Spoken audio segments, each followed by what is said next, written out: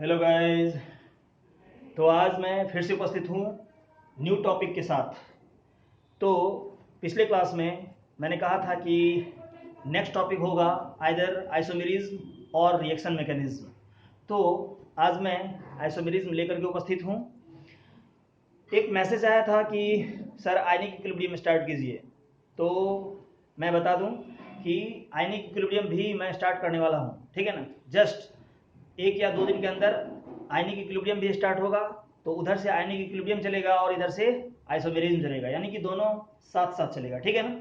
चलिए, तो आज का टॉपिक है आइसोमेरिज्म। तो आइसोमेरिज्म जो है ये 2 पार्ट से मिलकर के बना हुआ है, ठीक है ना। 2 पार्ट से मिलकर के बना हुआ है। देखो, जैसे यहाँ पर क्या है, एक है आइसो, ठीक है। आइसो इसका मतलब होता है सेम। आइसो का मतलब सेम। और यहां पर क्या है, मेरोज। और मेरोज का मतलब क्या होता है, पार्ट्स, ठीक है। तो कहता है कि सेम पार्ट्स, देख रहे हो ना यहाँ पे क्या लिखा हुआ है, सेम और ये पार्ट्स। तो इसका मतलब क्या हुआ, ये देखो।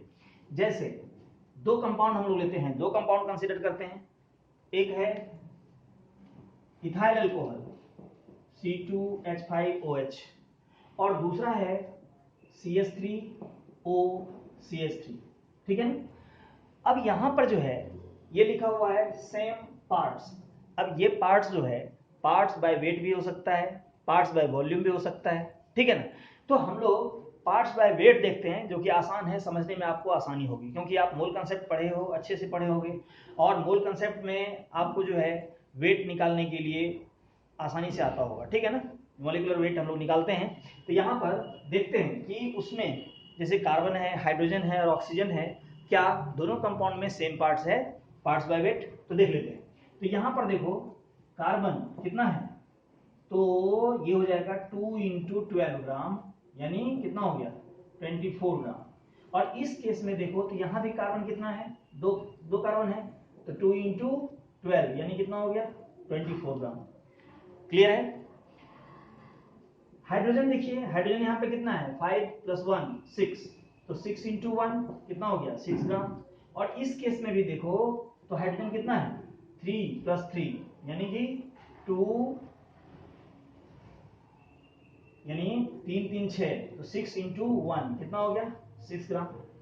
और ऑक्सीजन को देखो, ऑक्सीजन जो है ये कितना है, 1, तो 1 × 16 ये कितना हो गया, 16 ग्राम।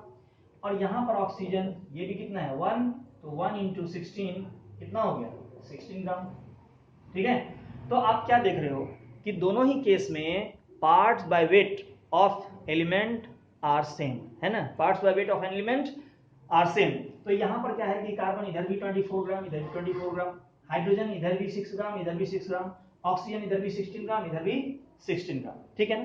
तो यहाँ पर कहता है कि आइसोमेरिज्म ये एक ऐसा फेनोमेनन है जिसमें कि कंपाउंड का क्या होता है कि कंपाउंड्स में प्रेजेंट होने वाले एलिमेंट्स का पार्ट्स बाय वेट या पार्ट्स बाय वॉल्यूम क्या होता है, सेम होता है। और अब इस चीज को लैंग्वेज में हम लोग कैसे समझेंगे, लैंग्वेज में कैसे समझेंगे, तो दिमाग लगाओ कि पार्ट्स बाय वेट दोनों में क्यों सेम है। इसलिए सेम है क्योंकि दोनों का फॉर्मूला क्या है, सेम है, ठीक है। दोनों का फॉर्मूला सेम है। लेकिन एक चीज ध्यान दो कि यहां पर ये क्या है, ईथर है, और ये क्या है, अल्कोहल है। नहीं, ईथर है, अल्कोहल है, मतलब क्या है कि इसमें प्रॉपर्टी है ईथर वाला और इसमें प्रॉपर्टी है अल्कोहल वाला। इसका मतलब हुआ कि प्रॉपर्टी जो है, प्रॉपर्टी दोनों में अलग अलग है, ठीक है। बस यहां से आइसोमेरिज्म का डिफिनेशन जो है वो आ गया। तो चलिए, जब इसका डेफिनेशन जो है, डेफिनेशन हम लोग देखते हैं कि डेफिनेशन क्या हो सकता है, ठीक है। तो कहता है कि compounds having same molecular formula but different properties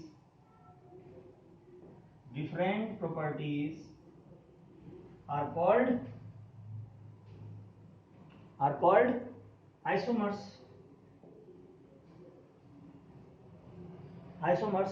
and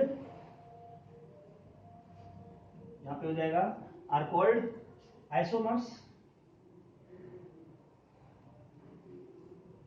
ठीक है, और यहां पर कहता है कि जो ये फेनोमेनन होता है, ठीक है, इस तरह से देखो यहां तक लिखा हुआ है कि compounds having same molecular formula but different properties are called isomers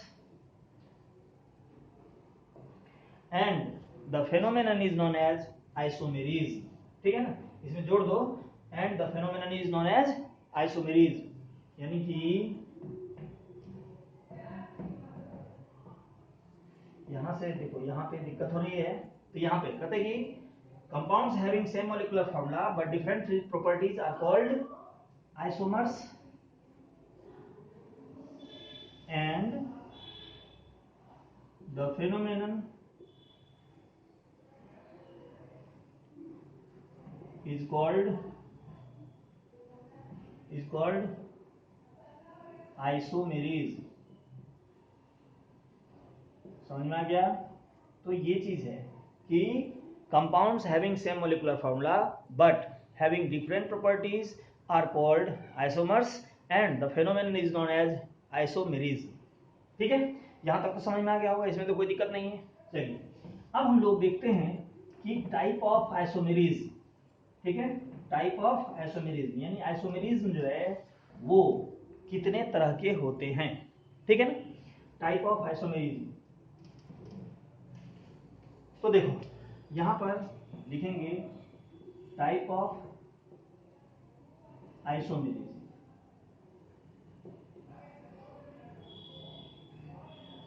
type of isomerism. तो देखो आइसोमेरिज्म का बेसिकली दो टाइप होता है। ठीक है ना, दो टाइप। एक है स्ट्रक्चरल आइसोमेरिज्म, स्ट्रक्चरल आइसोमेरिज्म,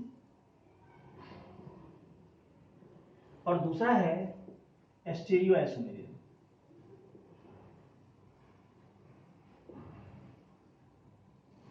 ठीक है, स्ट्रक्चरल आइसोमेरिज्म और दूसरा क्या बताए हैं, स्टीरियो आइसोमेरिज्म। ठीक है, देखो एक चीज जान लो कि आइसोमेरिज्म में एक खासियत है कि इसका डेफिनेशन आप जो बताओगे तो जिस नाम से आइसोमेरिज्म होता है उसमें डिफरेंस जनरली वही होता है। जैसे स्ट्रक्चरल आइसोमेरिज्म है तो स्ट्रक्चर में डिफरेंस। ठीक है, इसके अंतर्गत देखोगे चेन आइसोमेरिज्म आएगा, चेन में डिफरेंस, रिंग चेन आइसोमेरिज्म आएगा, रिंग चेन में डिफरेंस। ठीक है ना, तो इस तरह से हम लोग इसको याद रख सकते हैं। ठीक है ना, उसके लिए आपको ये जरूरत नहीं है कि पूरा का पूरा याद करना पड़ेगा, बस समझना है इस चीज को। ठीक है, चलो तो यहां पर जैसे कि दो है, एक स्ट्रक्चरल आइसोमेरिज्म और दूसरा क्या है, स्टीरियो आइसोमेरिज्म। ठीक है, तो पहले क्या करते हैं कि पहले स्ट्रक्चरल आइसोमेरिज्म क्या होता है और स्टीरियो आइसोमेरिज्म क्या होता है, इस दोनों में डिफरेंस देख लेते हैं, फिर हम लोग ये देखेंगे। ठीक है ना, तो एक चीज है कि स्ट्रक्चरल आइसोमेरिज्म, इसमें क्या होगा, तो कहता है कि compounds having same molecular formula but having different structures. तो इसमें क्या होगा, different structures, different structures. Formula क्या होगा, same molecular formula, same molecular formula.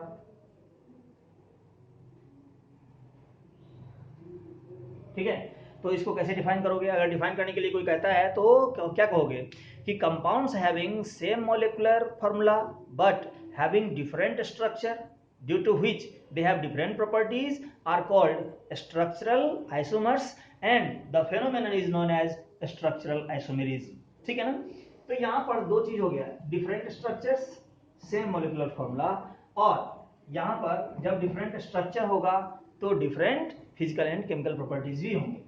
ठीक है, तो different physical and chemical properties,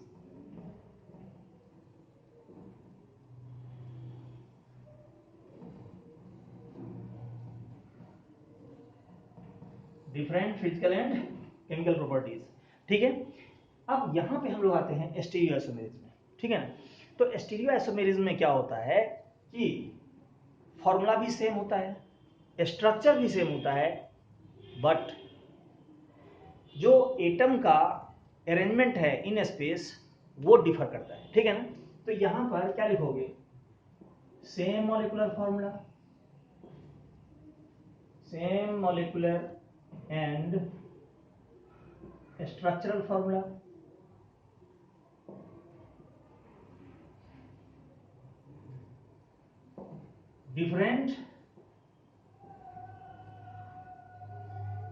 different arrangement of atoms or groups in space, different arrangement of atoms or groups in space, ठीक है। तो यहां पर जैसे देखो, डिफरेंट अरेंजमेंट ऑफ एटम्स और ग्रुप्स, यहां पे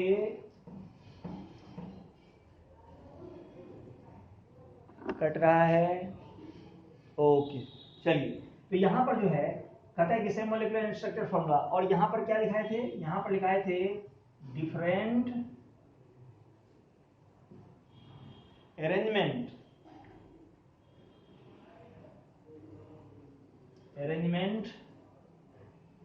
ऑफ एटम्स और ग्रुप्स इन स्पेस,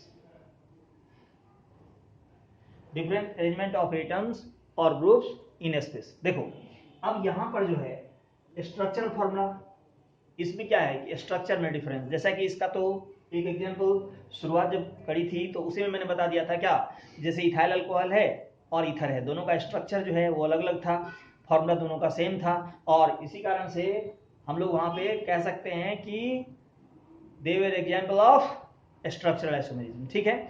अब स्टीरियो आइसोमेरिज्म को समझो, क्योंकि इसमें क्या कह रहा है कि same molecular and structural formula, molecular और स्ट्रक्चरल फॉर्मूला सेम है, और डिफरेंट अरेंजमेंट ऑफ एटम्स और ग्रुप्स इन स्पेस, ठीक है। तो देखिए जैसे एग्जांपल ले लो, चलो यहां तक पहले नोट डाउन कर लो, ठीक है, इसको पॉज करके आपको नोट कर लेना है, हम तो मिटा दे रहे हैं, ठीक। तो यहां पर देखो स्टीरियो आइसोमेरिज्म को एक्सप्लेन करते हैं, स्टीरियो आइसोमेरिज्म जो डिफिनेशन जो बताए हैं, जिस तरह से डिफाइन किए हैं उसके हिसाब से आप एग्जांपल देखो तो समझ में आएगा। जैसे कि यहां पर देखो ये कार्बन है, ये भी कार्बन है, यहां पर ए है, यहां पर बी है, यहां पर सी है और यहां पर डी है, इसको ई कर दो, ठीक है, A B D E, clear है। अब इसका क्या है कि फॉर्मूला अगर देखोगे, मॉलिक्यूलर फॉर्मूला ये क्या है, A B D E, C A B D E, यही है मॉलिक्यूलर फॉर्मूला। स्ट्रक्चर जो है वो क्या है, स्ट्रक्चर तो देखने से ही लग रहा है कि ये टेट्राहेड्रल है, टेट्राहेड्रल, ठीक है, टेट्राहेड्रल है। और इधर आप देखते हैं, मान लीजिए इस तरह से, ये देखो ए है, ये ए है, इस तरह से देखो इधर ए लगा हुआ है, बी लगा हुआ है, डी लगा हुआ है, ठीक है, इस तरह से है। तो ए है, बी है, डी है, ई है। अब क्या करो कि इसको फिक्स रखो और इसको यहां से रोटेट कर दो। तो अगर रोटेट करोगे, जैसे अभी ये आपके सामने दिख रहा होगा, जब इसको रोटेट कर देंगे तो क्या होगा कि ये घूम जाएगा, और पोजीशन जो है, पोजीशन क्या होगा कि ये बी, जो यहाँ बी है वो आ जाएगा कहाँ, यहाँ पर डी के जगह पे, यहाँ बी आ जाएगा, डी आ जाएगा कहाँ पे, तो ये आ जाएगा ई के जगह पे, और ई कहाँ चला जाएगा, बी की जगह पे, ठीक है ना। देख रहे हो यहाँ पे क्या हुआ कि आपने इसको फिक्स रखा और ऐसे करके घुमा दिया, तो यहां से क्या हो गया कि ये रोटेट हो गया।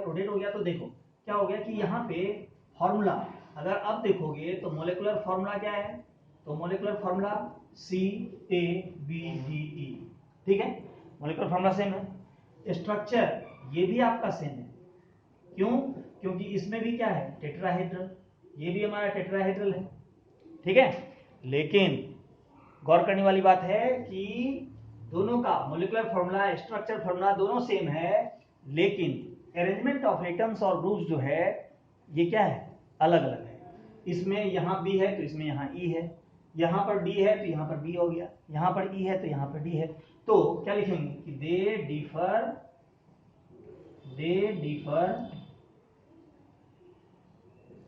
इन द अरेंजमेंट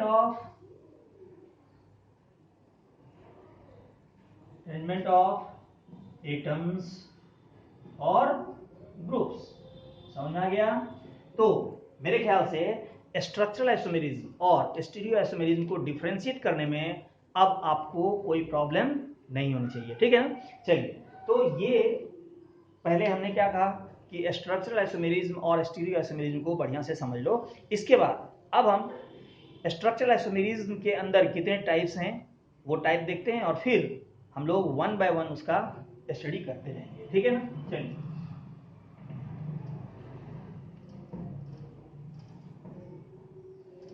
तो यहाँ पे जैसे स्ट्रक्चरल आइसोमेरिज्म है तो हमने कहा कि इसमें क्या होता है कि compounds having same molecular formula but having different structure are called structural isomers and the phenomenon is known as structural isomerism.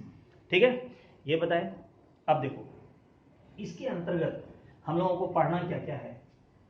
इसका जो टाइप है इसमें हम लोगों को पढ़ना है चेन आइसोमेरिज्म, सबसे पहला चेन आइसोमेरिज्म, ठीक है।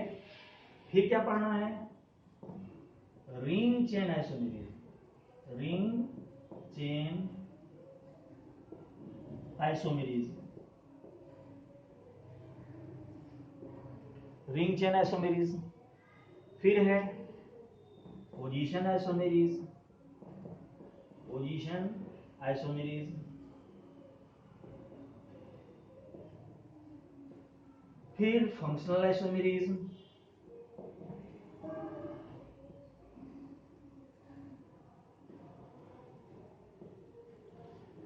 फिर है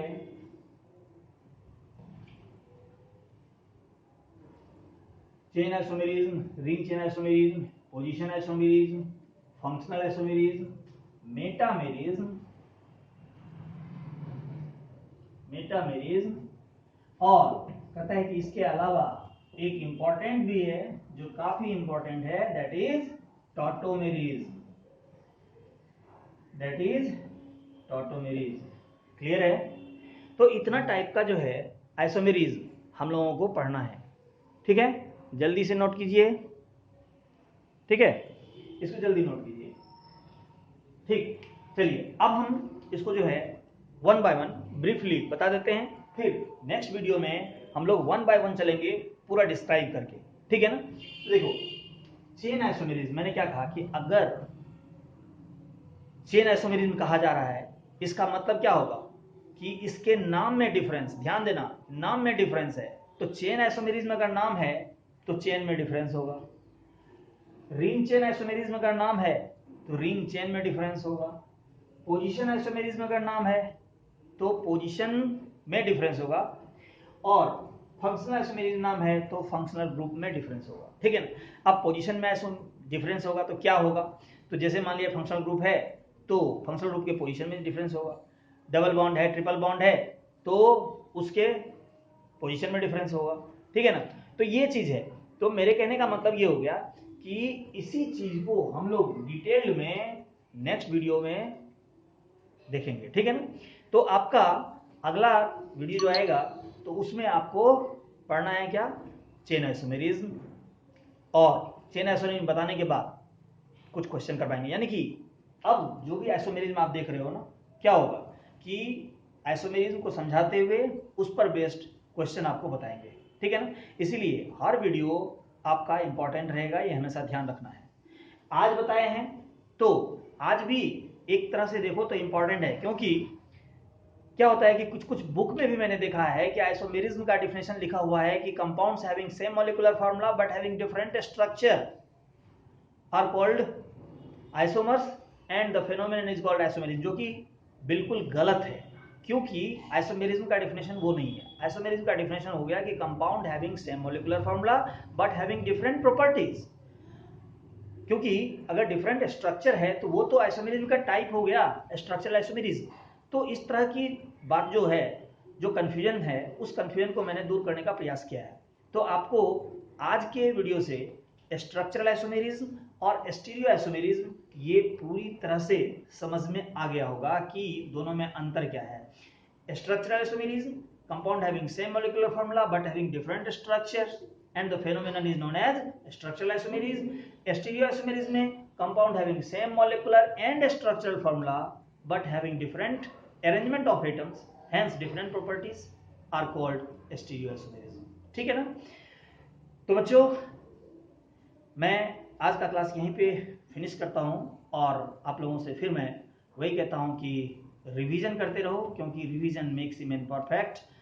और मैं हर वीडियो में कुछ ना कुछ लेकर के आऊँगा, अच्छा चीज़। ठीक है, तो अगर आपको मेरा ये वीडियो पसंद आया हो, मेरा टीचिंग स्टाइल पसंद है, आपको समझ में आता है, तो प्लीज़ इसे अपने दोस्तों से ज़रूर शेयर करें और उन्हें भी लाभ पहुंचाने की कोशिश करें। और मेरे चैनल को ज़रूर सब्सक्राइब करें ताकि आपको जो भी टॉपिक में पढ़ा रहा हूँ उसका सिलसिलेवार ढंग से मटेरियल आपको मिलता रहे। बेल आइकन को जरूर दबाना, उसको मत भूलना, क्योंकि बेल आइकन को दबाओगे तो आपको मेरे नेक्स्ट वीडियो का अर्लियर नोटिफिकेशन मिल जाएगा। ठीक है ना? चलिए, तो आज हम लोग क्लास यहीं पे स्टॉप करते हैं, मिलते हैं नेक्स्ट वीडियो में। तब तक के लिए बाय बाय। लेकिन जाते जाते मैं ये कह रहा हूँ कि अगला वीडियो आयनिक इक्विलिब्रियम का भी आएगा, मतलब आपका दोनों चैप्टर चलता रहेगा, आयनिक इक्विलिब्रियम भी और आइसोमेरिज्म भी। बस